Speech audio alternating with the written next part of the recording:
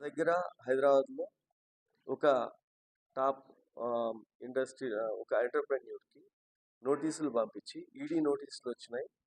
ఆ ఈడీ వాళ్ళని నేనే మేనేజ్ చేసి పెడతానని అతను తీసుకొని ఢిల్లీ వెళ్ళి ఒక పెద్ద హోటల్లో కూర్చోబెట్టి కోట్లు సూట్స్ అన్నీ వేసుకొని టైస్ కట్టుకున్న ఒక వ్యక్తులను తెచ్చి వీళ్ళే ఈడీ ఆఫీసర్స్ అని చెప్పి ఒక షో చేసే క్రమంలో అనుమానంతో మళ్ళీ ఇక్కడ కంప్లైంట్ ఇస్తే అప్పుడు అతన్ని అరెస్ట్ చేయడం జరిగింది. ఇట్లా అన్ని సెంట్రల్ ఏజెన్సీస్ని అడ్డం పెట్టుకొని అతని దగ్గర ఉన్న కాంటాక్ట్స్ లేకపోయినా కాంటాక్ట్స్ ఉన్నాయని పొలిటీషియన్స్ని బదనాం చేస్తూ పబ్లిక్ ఫిగర్ ఉన్న పబ్లిక్ లీడర్స్ని బదనాం చేస్తూ ఇతను కాలం గడిపి చాలా మందిని మోసం చేయడం జరిగింది. ఒక 3 months నుంచి ఇతను అవసరము అది మా అన్ని teams SOT Cyberabad plus Moinabad పోలీసులు చేవెళ్ళ ఏసీపీ వీళ్ళందరూ కష్టపడి 3 months బ్యాక్ నుంచి టీమ్స్ పెట్టి ఇతన్ని పట్టుకోవడం జరిగింది.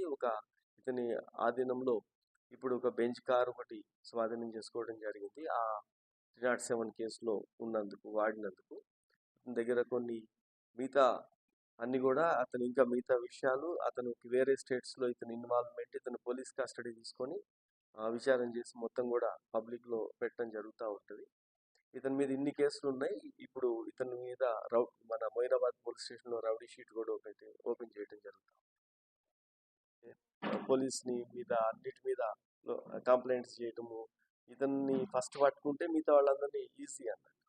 వేరే వాళ్ళని ఎవరిని పట్టుకున్నా వీడు పారిపోతాడు. ఈ మొత్తము ఇప్పుడు కస్టడీలో కూడా తీసుకున్న తర్వాత అతను ఎగ్జామిన్ చేసిన తర్వాత ఎన్ని కేసులు లైవ్లో ఉన్నాయి, ఎంత ఫ్రీక్వెన్సీ పీడీ యాక్ట్లో వేయడానికి ఇంత ఫ్రీక్వెన్సీలో ఇన్ని అఫెన్సెస్ చేసి ఉండాలా అనేది. ఇప్పుడు ఈ కేసులో అతన్ని 2010 నుంచి మొదలైతే 2025 వరకు చేస్తూనే ఉన్నాడు. బట్ ఆ పారామీటర్స్లో అతను ఫిట్ అయితే పీడీ యాక్ట్ ఫస్ట్ అయితే మనం రౌడీ షీట్ ఓపెన్ చేస్తున్నాం. అరెస్ట్ చేసింది మనం మొదటగా ఇప్పుడే చాలా రోజుల తర్వాత మన స్టేట్లో ఇక్కడ ఇతను ఎగ్జామిన్ చేస్తే కస్టడీ తీసుకున్నాక మిగతాది వస్తాయి. చాలా విషయాలు టెక్నికల్ డేటాతో కూడా తీస్తాయి. ఇతనికి ఎవరెవరు సపోర్ట్ ఉన్నారు ఏంటనేది ఉంటుంది. దాంట్లో ఇద్దరు క్లైమెంట్స్ ఉంటారు. డాక్యుమెంట్స్ మీ అందరికీ తెలుసు, మనకి డిఫరెంట్ ఓనర్స్ నుంచి లేకపోతే ఒకటే ఫ్యామిలీలోంచి ఇద్దరు కొని కానీ లేకపోతే పార్టీషన్ సూట్స్ పెండింగ్ ఉంటే అగ్రిమెంట్లు చేసుకున్నారు. కానీ ఒక గ్రూప్ నుంచి ఇతను వెళ్ళి వాళ్ళందరినీ భయభ్రాంతులు చేసి వాళ్ళందరినీ కొట్టి అక్కడ దౌర్జన్యం చేసి ఆ ప్రాసెస్లో చాలా తీవ్రమైన గాయాలని గ్రేవియస్ ఇంజరీస్ ఉన్నాయి. దాని మీద అప్పట్లో అటెంప్ట్ మర్డర్ కేసు కట్టారు. ఇతను మన బంజారాహిల్స్లో ఉంటాడు బురానుద్దీన్. తర్వాత అతనికి హైదర్ షా కోర్టులో మన ఏరియాలో నార్సింగి లిమిట్స్లో కూడా ఒక ఇల్లు ఉంది.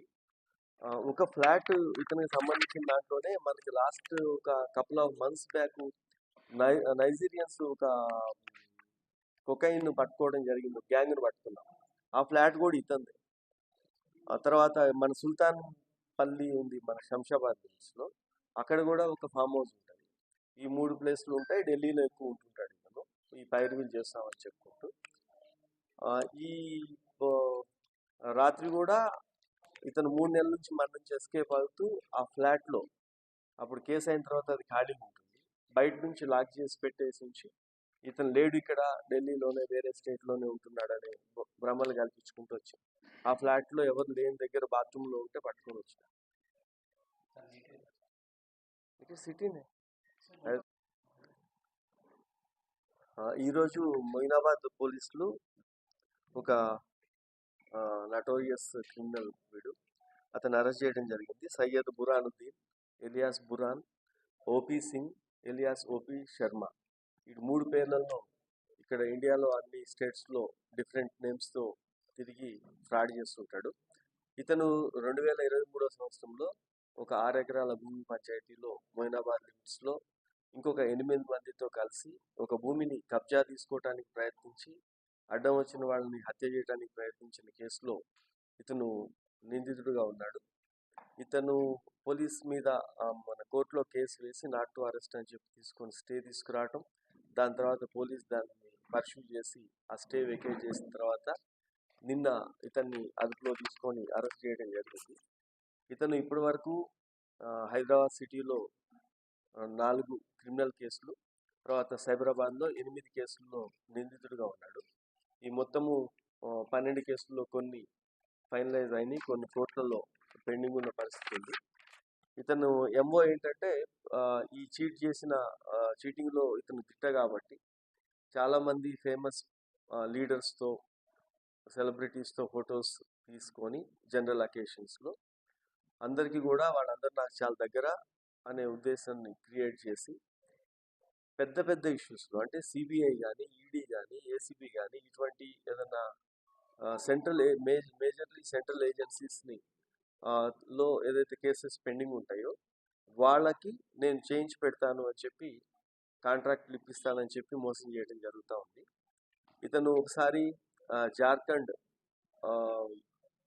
అక్కడికి ఢిల్లీ నుంచి ఫోన్ చేయించుకోవడంలో మేనేజ్ చేసి జార్ఖండ్ వెళ్ళి స్టేట్ గెస్ట్ హౌస్లో ఉండి అక్కడ సీఎంఓతో నేను అక్కడ మైనింగ్ కాంట్రాక్ట్ ఇప్పిస్తానని చెప్పి పైరవీ చేసే క్రమంలో అది తప్పు అని చెప్పి తెలుసుకొని అక్కడ రాహుల్ గాంధీ పిఏ అని చెప్పుకున్నాడు ఇతను ఆ సీఎంఓలో. వాళ్ళు ఎంక్వైరీ చేసుకున్న తర్వాత జార్ఖండ్ పోలీసులు అక్కడ అరెస్ట్ చేయడం జరిగింది. దాన్ని మళ్ళీ ఇతను హైకోర్టులో ఛాలెంజ్ చేయడము అది ఇప్పుడు నడుస్తూ ఉన్నది. అలానే ఒక ఐఏఎస్ ఆఫీసర్ మీద సిబిఐ ఎంక్వైరీ జరుగుతున్న ప్రాసెస్లో ఇతను నేను పిఎంఓలో పనిచేస్తాను, ప్రైమ్ మినిస్టర్ ఆఫీస్లో, ఆ కేసులోంచి నేను బయటేస్తానని చెప్పి అతని దగ్గరికి వెళ్ళి 1.5 crores తీసుకొని ఒక సెటప్ క్రియేట్ చేసి ఆ చీట్ చేసే క్రమంలో సిబిఐ నోటీస్ చేసి ఇతను సిబిఐ కూడా అరెస్ట్ చేయడం జరిగింది.